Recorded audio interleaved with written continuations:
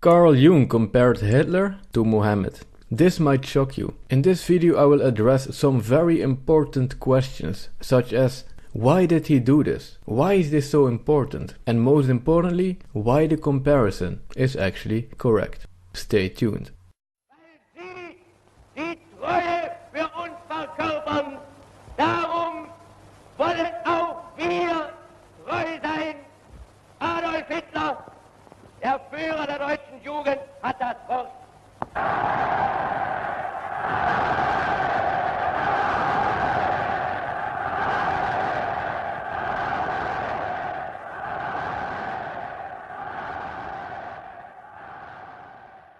Contrary to what most people might think, when Hitler just came to power, people didn't respond in the way that they should have responded, given what happened a few years after. Hitler's rise to power wasn't that much of a shocking event, given the historical context. The Russian Revolution already happened, and in Italy, Mussolini had already taken power. So given the time period, Hitler's rise to power really wasn't that outrageous. Many people thought that it was actually a good thing. Germany's economy was a disaster, and Hitler rebuilt Germany's economy. And it worked. Therefore, Nazi Germany even attracted foreign investors. And what about all the radical rhetoric? The truth is that people in that time period thought, well, there is a distance between words and actions, so it probably won't be as bad in the end. However, the Swiss psychiatrist and psychoanalyst who set the basis of analytical psychology, Carl Jung, thought differently. And this man is quite important within the area of study that is today called psychology. It is not like his ideas still have a lot of influence today, but every student of psychology probably knows who this man is, Carl Jung. And when he looked at what was going on in Germany, he was very concerned.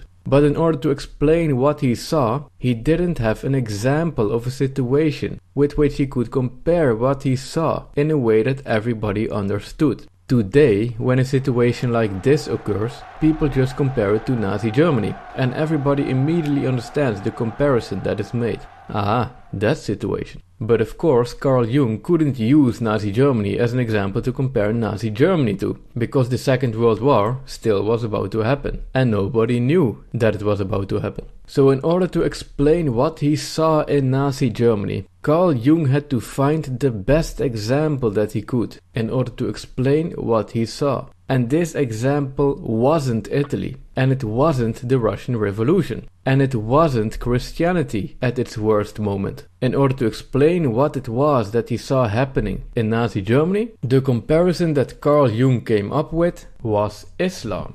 And this is extremely important today. He used Prophet Mohammad. Carl Jung wrote, quote, "We do not know whether Hitler is going to found a new Islam. He is already on the way. He is like Mohammed. The emotion in Germany is Islamic, warlike and Islamic. They're all drunk with a wild God." The best example in order to explain what he saw happening in Germany that he could find was Islam. And as you can expect, given the horrible state of today's education system, if it comes to areas of study related to history and civilization, most people don't know that Carl Jung wrote this. Not even university students who are studying psychology and who do know Carl Jung, and who might even have learned some of his basic theories, do not know that Carl Jung compared Hitler to Mohammed, because these universities are politically correct and far left, and they will never teach students anything that doesn't fit perfectly within the boundaries of politically correct thought. So this is extremely important. Carl Jung didn't use Mussolini's Italy as an example. Just think about this. He didn't use Mussolini's Italy. He also didn't use the emotions during the 30 Years' War as an example. And he didn't use the Spanish Inquisition as an example. What he saw was something else than these things. He saw the psychological state of the people living in Nazi Germany, and he compared it to the psychological state of supporters of the ideology that is Islam. And this comparison actually makes perfect sense if you take a honest look at both ideologies. Because what Nazism and Islam have in common are the following. Both are collectivist ideologies that make a distinction between people who belong to the group and people who do not belong to the group. There are Aryans and non-Aryans. There are Muslims and non-Muslims. Both are supremacist ideologies that claim that members of the group are superior to people who are not members of the group. Muslims are superior, the rest is inferior. Both are totalitarian ideologies which do not allow for people to go against that which is dictated, and both ideologies are anti-Jew, which really doesn't need any clarification. And as a logical consequence of these ideological similarities, even Hitler himself, on multiple occasions, spoke very highly of the Muslim world. For example, according to the book Hitler's Apocalypse, Jews and the Nazi Legacy, Hitler said that, quote, "The people of Islam will always be closer to us than, for example, France." According to Albert Speer's book Inside the Third Reich, Hitler had learned a lot from a delegation of distinguished Arabs, with whom he speculated that if the Berbers and Arabs had won the Battle of Tours in the 8th century, the Germans would have had, quote, "a religion that believed in spreading the faith by the sword and in subjugating all nations to that faith, and that, quote, such a creed was perfectly suited to the German temperament." And quote, "You see, it's been our misfortune to have the wrong religion. Why didn't we have the religion of the Japanese, who regard sacrifice for the fatherland as the highest good? The Mohammedan religion too would have been much more compatible to us than Christianity. Why did it have to be Christianity with its meekness and flabbiness?" So yes, Carl Jung comparing Nazi Germany to Islam wasn't just some random comparison, and it is a pity that people today don't know about this, as a result of the horrible state of the education system, the academic world, and the mainstream media.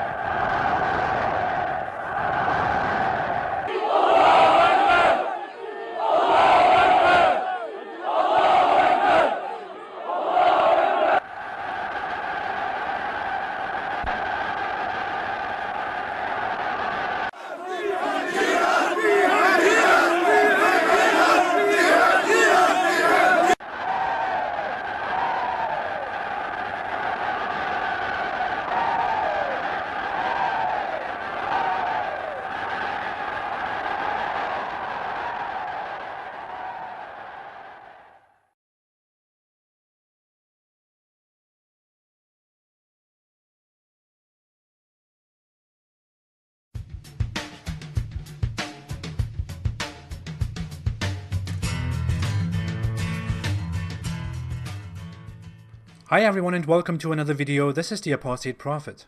As I announced in my last video, this video is about the comparison of two very bad people. So 2 weeks ago I made this post on Instagram.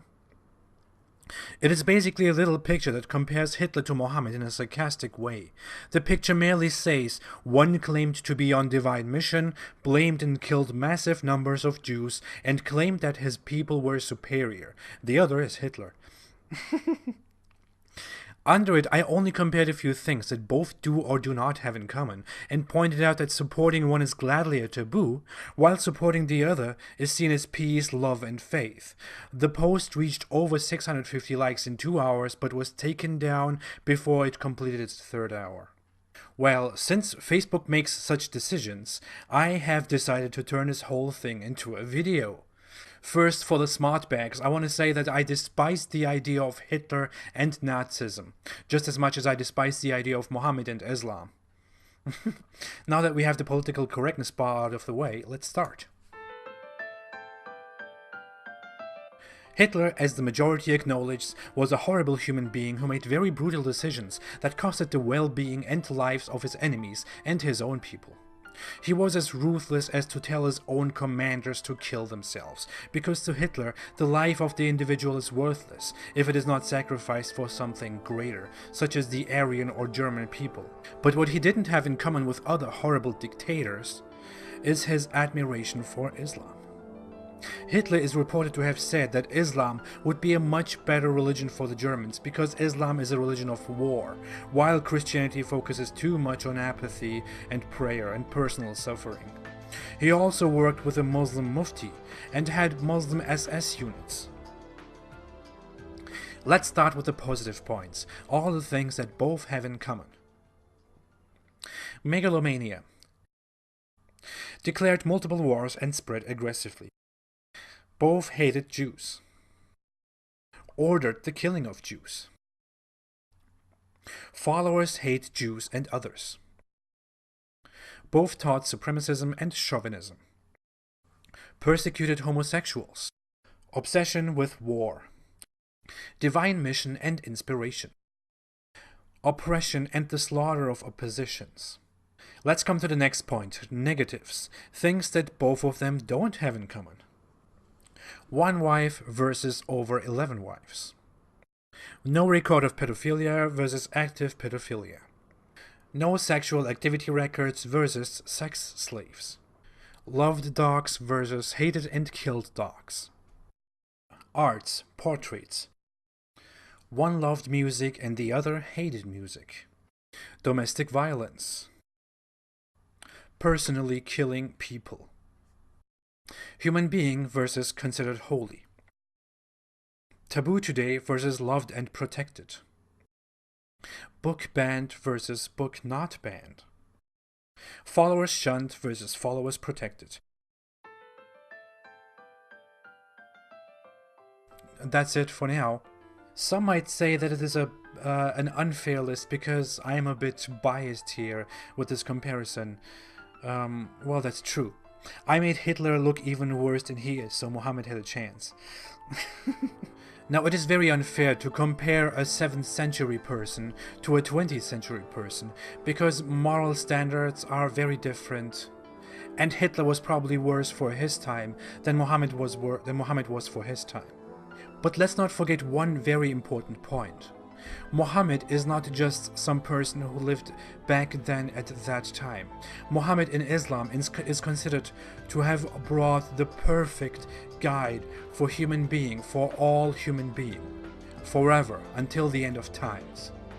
The Quran is considered to be the perfect, infallible word of God that is prevalent all the time and can never be changed, because according to Islam, the Quran also exists in heaven in its exact same form. So Muhammad, as said, is not just a person from the 7th century. He is considered to be the perfect person to ever walk the face of the earth. Ever. Until the end of time. That's why I want to compare Mohammed to Hitler. Now, you might expect a result from this video and want to see what I think about this issue, as if it's not obvious what I think. I leave the decision completely up to you. You can decide. Do you think Mohammed is worse or Hitler is worse? You can decide for yourself, and you can write it down in the comment section, and you can also explain your reasoning. You can also participate in the poll. Let's have some fun here. Oh, also, both of them. Thank you for watching, everyone. You can support me on Patreon if you want to. The link is below in the description. You can pledge $1, $2, $5, $10, $20, $50, $100, or $500. It's totally up to you if you want to support me, because I really want to focus on this, on exposing Islam and informing about Islam, because I think that is my duty as a former Muslim. If you want to follow me for further updates, you can follow me on Instagram, where I am very active, and you can also follow me on Twitter. I'm not very active on Facebook, but I share updates there too. Thank you so much for watching. Stay away from Nazism, stay away from Hitler, stay away from Mohammed, and stay away from Islam.